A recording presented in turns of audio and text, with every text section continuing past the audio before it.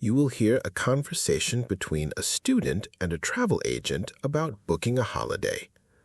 First, you have some time to look at questions 1 to 5.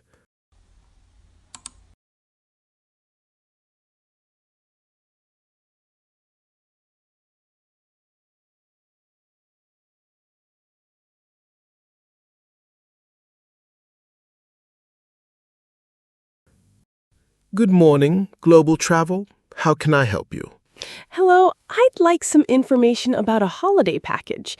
I'm planning to go away in July for about a week. Certainly. Where are you thinking of traveling? I'd like to visit Italy. I've never been there before. Excellent choice. We have several packages. Are you interested in a city break like Rome or Florence, or something more relaxed, such as the coast? I think I'd prefer a coastal town, but I'd also like the option of some sightseeing. In that case, I'd recommend Sorrento. That's spelled Sorrento. It's on the coast, but you can take day trips to Naples, Pompeii, and even the island of Capri. That sounds ideal. What's included in the package? The standard package includes flights from London, hotel accommodation with breakfast, and airport transfers. The hotel is 3-star, but you can upgrade to 4-star for an additional fee. I see. How much is the 3-star option? For 1 week in July, it's £650 per person. The 4-star hotel is £820. I'll go with the 3-star for now.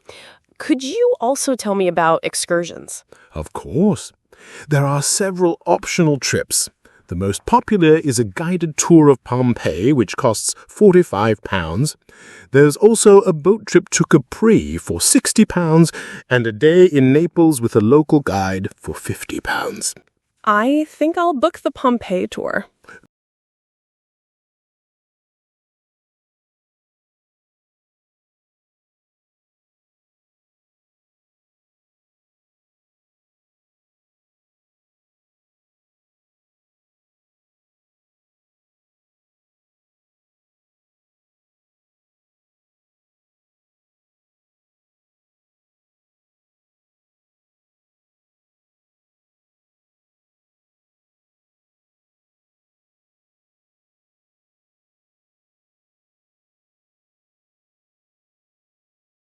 Great. And could I have your details, please? First, your full name. Sure. It's Daniel Hughes. Thank you. And your contact number? It's 077-9466-2581.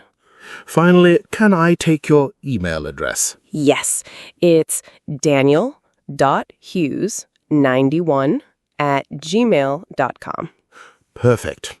I'll send you the booking confirmation today. Is there anything else I can help you with? Nope, that's everything. Thank you very much. My pleasure. We look forward to arranging your trip. That is the end of part 1. You now have half a minute to check your answers.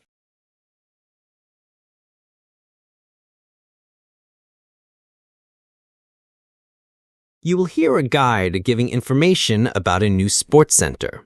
First, you have some time to look at questions 11 to 20.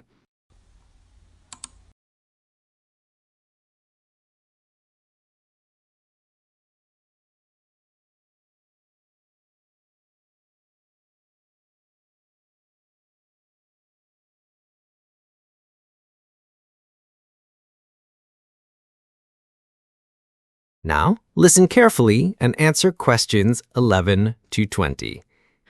Good morning, everyone, and welcome to Riverside Sports Center. My name's Karen, and I'll be showing you around today. I'll begin with some general information before we go inside. The Sports Center was opened only last month, and it was built to provide facilities for both the local community and visiting teams.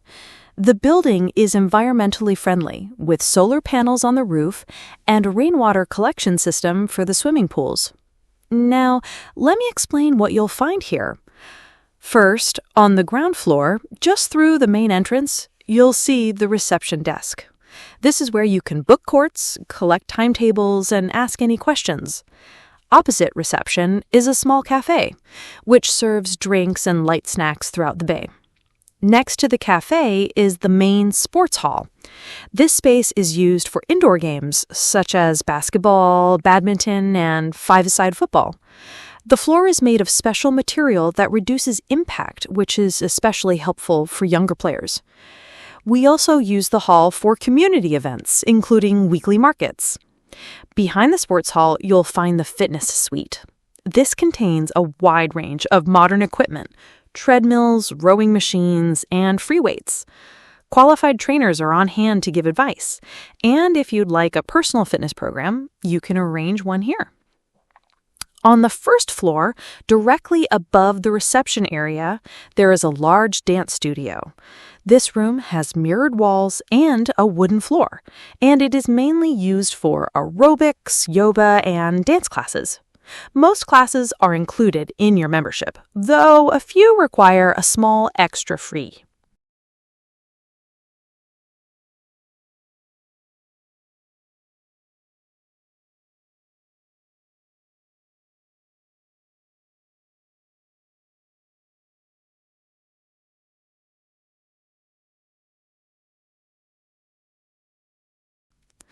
Moving outside, the center has 2 full-size football pitches and several tennis courts.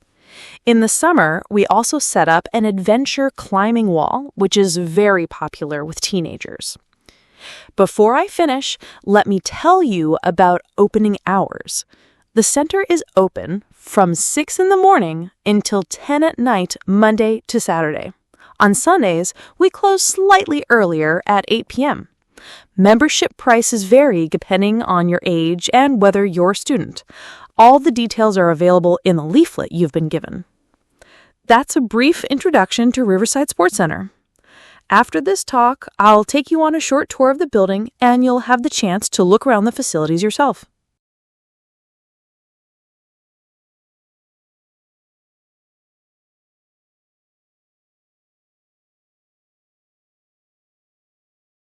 You will hear 2 university students discussing their group project on urban transport systems. First, you have some time to look at questions 21 to 30.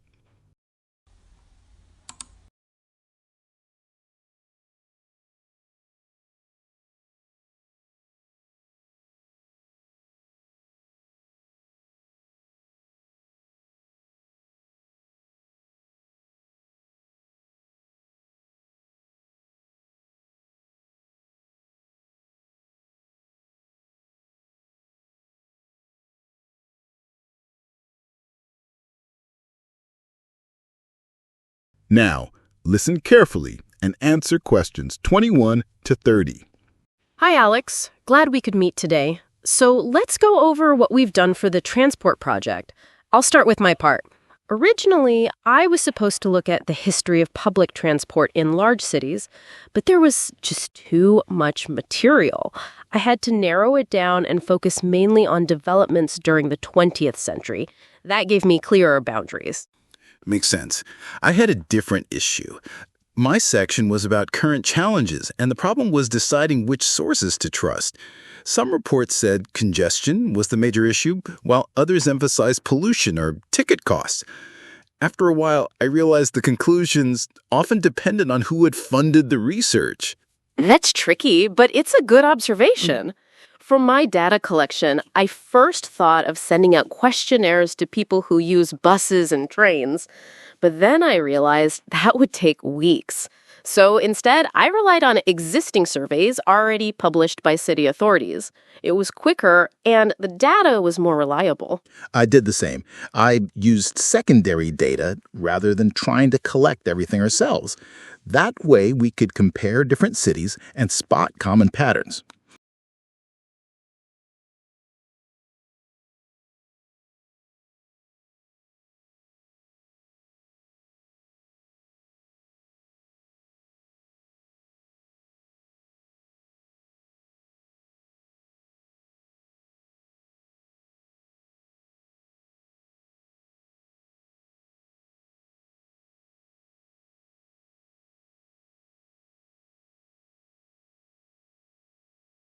Okay, shall we move on to the second part of our discussion? Right. Let's talk about future solutions. I've been looking at new technology, electric buses, bike sharing schemes, and smart ticketing apps. They all seem promising, but they also have limitations. For instance, electric buses are clean, but they're expensive to run. Exactly. I've been thinking that cultural change might be just as important as technology. For example, if people continue to prefer private cars, even the best public transport system won't solve congestion. So changing behavior is key. Good point. I've started preparing a chart that lists the advantages and drawbacks of each solution. I think it will make our presentation clearer for the audience. Yes, visuals will definitely help. As for our next steps, I suggest we finish writing our individual sections this week. Then we can combine them and rehearse together. Agreed. And let's also set aside at least 2 days just for editing. That way we won't be rushing at the last minute. Sounds like a plan. If we stick to that schedule, we'll be ready for next week's presentation. That is the end of part 3. You now have half a minute to check your answers. You will hear a lecture on the history of chocolate production. First, you will have some time to look at questions 31 to 40.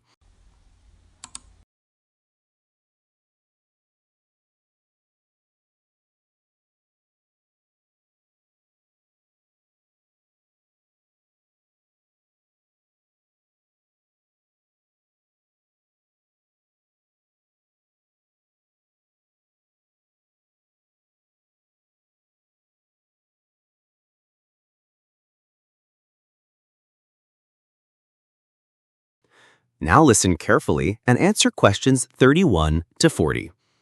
Good afternoon, everyone. Today we're going to look at something that is enjoyed around the world, chocolate. Specifically, I'll outline its history, how it is produced, and its role in the global economy. The story of chocolate begins in Central and South America, where the cacao tree is native. Ancient civilizations, such as the Mayans and Aztecs, used cacao beans to make a bitter drink, often mixed with spices. It wasn't sweet at all, and in fact, it was valued so highly that the beans were even used as currency. When European explorers arrived in the Americas in the 16th century, they encountered this unusual beverage and brought it back to Spain. Over time, sugar was added, and chocolate gradually became the sweet treat we recognize today. Moving on to the production process. Modern chocolate starts with the cultivation of cacao trees in tropical regions, particularly in West Africa, which now produces about 70% of the world's supply. The trees bear large pods, each containing dozens of cacao beans. Farmers harvest the pods, remove the beans, and leave them to ferment. This stage is crucial because it develops the beans' flavor. After fermentation, the beans are dried, roasted, and then ground into a thick paste called cocoa mass. From this, 2 main components can be extracted: cocoa butter, which is the fat, and cocoa solids, which give chocolate its rich taste. Manufacturers then combine these ingredients with sugar and milk, depending on the type of chocolate they're making. Now, let's consider chocolate in today's world economy. The global chocolate industry is worth over $100 billion annually, making it one of the largest food markets. However, it is not without controversy. Many cacao farmers live in poverty, and there are ongoing concerns about child labor and environmental sustainability. In response, there has been a rise in fair trade and ethically sourced chocolate brands, which aim to ensure better working conditions and protect the environment. Consumers are increasingly aware of these issues, and their choices can influence how the industry develops. In conclusion, chocolate has traveled a remarkable journey, from a bitter ceremonial drink in ancient America to a global commodity enjoyed in countless forms. Its production is complex, involving both traditional farming methods and advanced industrial processes, and its future will likely depend on how well the industry balances economic demand with social and environmental responsibility. That is the end of part 4. You now have half a minute to check your answers.